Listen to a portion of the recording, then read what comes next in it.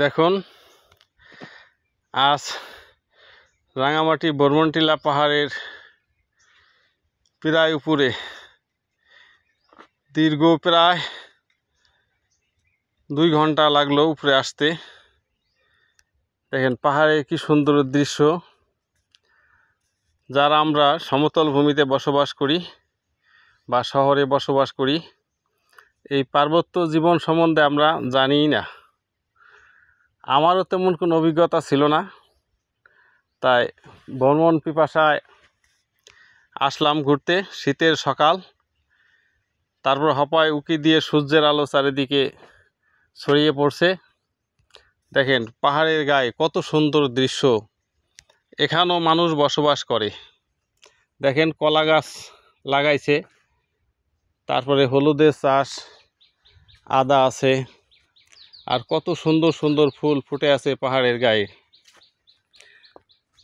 প্রকৃতি যেন অপরূপ সজ্জায় সজ্জিত, সৃষ্টিকর্তার একটা দান, বাংলার অপরূপ লীলাভূমি। দেখেন পাহাড়ে এখনও শীর্ষে আমরা যাইনি। এখান থেকে মনে হয় আরও 10 থেকে 15 মিনিট লাগবে ওই শীর্ষস্থানে উঠতে। এই পাহাড়ের গায়ে ঢালু পথ, এই পথ দিয়েই ধীরে ধীরে ধীরে ধীরে সামনের দিকে যেতে হয়। দেখেন কি সুন্দর সুন্দর পাখিও আছে। আমরা এখন প্রায় মেঘের উপরে, দেখেন চারপাশ দিয়ে এই যে মেঘ ভাসতেছে, ঠিক পাওয়া যায়। এখন শীতের সময় তো মেঘ বেশি একটা নাই। এই কিছুক্ষণ আগে সূর্য দেখা গেল, এর আগে প্রায় অদৃশ্যই ছিল, মেঘাচ্ছন্ন এবং কুয়াশাচ্ছন্নর ভিতরে আবদ্ধ ছিল। তা আমরা একটা স্থানে এসে রেস্ট নিতেছি, খুব ক্লান্ত, উঠতে খুব কষ্ট হচ্ছে। বয়সেরও তো একটা বার আছে। এই তা আমার ওই ছেলেটা, অর্থাৎ আমার বড় মেয়ের জামাই, সে পাশেই ক্যাম্পে চাকরি করে, সে আবার উপরে গেছে। খুব পানি পিপাসা লাগছে তো, ক্যাম্পে পানি আছে। এই দেখেন কি সুন্দর দৃশ্য। কি সুন্দর কলা গাছ লাগাইছে। এখানেও পাহাড়িয়ারা বসবাস করে, যারা আমাদের এই সামাজিক পরিবেশ থেকে প্রায় সম্পূর্ণ বিচ্ছিন্ন। এদের তেমন শিক্ষা দীক্ষার আলো নাই। এরা যে ভাষায় কথা বলে ওইগুলো আমরা কিছুই বুঝি না।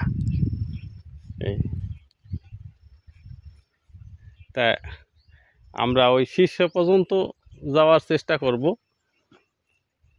খুব দেখেন মান্দার গাছ, তারপর আরও কত সুন্দর সুন্দর গাছ এত উপরে হয়ে আছে। প্রাকৃতিক যে দুর্যোগ হয়, অনেক সময় ঝড়, ঘূর্ণিঝড়, এগুলো যদি হয়, অতি বৃষ্টি, ভারী বৃষ্টি, তাহলে এই পরিবেশটা কীরকম হয়।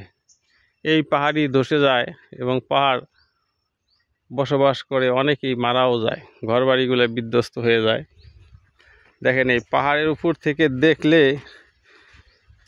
নিচে যে বাড়ি ঘরগুলো আছে তা ঠিক পাওয়া যায় না বললেই চলে। দেখেন এখান থেকে কতশো ফুট নিচে আছে।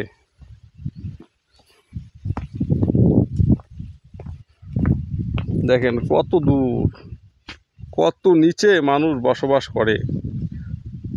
কি সুন্দর আম গাছ, বাঁশ, অন্য বিভিন্ন ফলের গাছ। দেখেন ওই যে দেখা যায় কমলা লেবুর গাছ।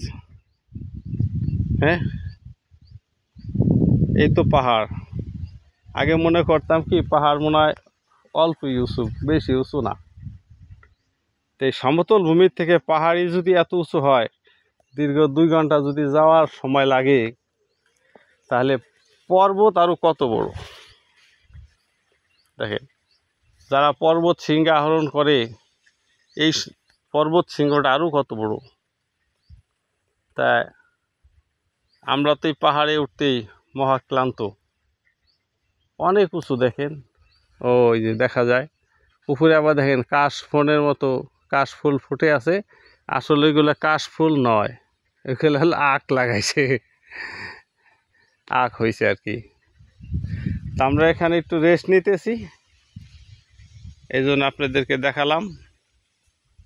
দেখি আস্তে আস্তে আমরা একবারে শীর্ষ পর্যন্ত চলে যাব কিছুক্ষণের ভিতরেই, আরও প্রায় আধা ঘন্টা লাগবে। এই সবাই আমার জন্য দোয়া করবেন। আসলে মানুষ ভ্রমণে এই জন্যই বের হয়। কত সুন্দর আমাদের এই বাংলাদেশের পরিবেশ, একবার ঘরের কোণ থেকে বের হয়ে আমরা এই প্রাকৃতিক সৌন্দর্য, সৃষ্টিকর্তার দান, এগুলো উপভোগ করি না। আমরা শিক্ষা সফরে আসি না, আমরা বাংলাদেশের প্রাকৃতিক সৌন্দর্য দেখি না। আল্লাহর এই অপরূপ সৃষ্টির সৌন্দর্য যদি আমরা দেখি, তাহলে আমরা বুঝতে পারবো সৃষ্টিকর্তার মহারহস্য কত সুন্দর, আর আমাদের সৃষ্টিকর্তাই কত সুন্দর। কি সুন্দর তার পরিকল্পনা, কি সুন্দর তার অপরূপ সৃষ্টি। আমরা বাংলাদেশের এমনই একটি দেশে বসবাস করি যা সারা পৃথিবীর সাথে অপরূপ। এটা একটি নাতিশীতোষ্ণ অঞ্চল। আমাদের এখানে অতিরিক্ত শীতও না, আবার অতিরিক্ত গরমও না। এরকম মাতৃভূমি সারা পৃথিবীতে খুব কমই আছে। তাই সৃষ্টিকর্তার কাছে আমাদের সকলের শুকরিয়া আদায় করা উচিত, এবং আমাদের সকলের উচিত ভ্রমণে বের হওয়া এবং মানুষের সৃষ্টিকর্তার সৃষ্টি অপরূপ দৃশ্যগুলি দেখা এবং উপভোগ করা। তাহলেই আমরা বুঝতে পারবো এই পৃথিবী যদি এত সুন্দর হয়, তাহলে জান্নাত আরও কত বড় সুন্দর, আল্লাহ আরও কত সৃষ্টি করে রাখছে। আমরা যারা মুসলমান, আমরা শুনি যে আমরা যারা জান্নাতে যাব, এরকম 10টা দুনিয়ার সমান একটা করে জান্নাত একজন মানুষকে দেবে। দেখেন আমাদের এই একটা ছোট্ট ক্ষুদ্র বাংলাদেশই কত সুন্দর, আর এরকম 10টা পৃথিবীর সমান যদি আমাদের এক একজনকে দান করে, আর তার সৌন্দর্য কি কত অপরূপ, তা আমরা না দেখে বিশ্বাস করি। এটাই আমাদের ঈমান। আর এই ঈমান ও আকীদার উপরে আমরা যদি চলি এবং সৃষ্টিকর্তার পথ যদি আমরা অনুসরণ করি, তাহলে অবশ্যই আমরা এই সুন্দর জান্নাতে যেতে পারবো। আজ এই পর্যন্তই। আপনারা আমার জন্য দোয়া করবেন, আমি আপনাদের জন্য দোয়া করি। উপরে শীর্ষে যাব, যদি যাই ওখানে মোবাইলের চার্জ প্রায় শেষ, ওখানে যায় যদি চার্জ থাকে আরও কিছু দৃশ্য আপনাদেরকে দেখাবো।